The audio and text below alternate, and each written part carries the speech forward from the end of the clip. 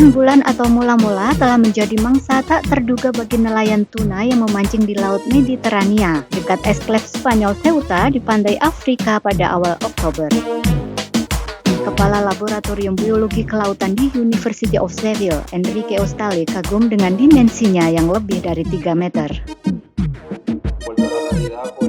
Мы едва поверили своей удаче. Конечно, приходилось читать о том, каких размеров порой достигает рыба луна, но мы и подумать не могли, что увидим и потрогаем подобный экземпляр.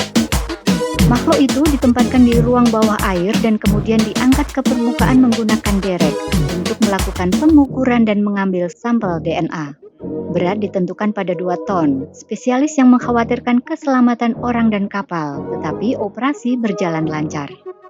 Setelah menyelesaikan semua prosedur, ikan yang dilarang ditangkap di Eropa, tetapi populer di kalangan pecinta kuliner di Asia, dilepaskan dan mencapai kedalaman lebih dari 700 meter.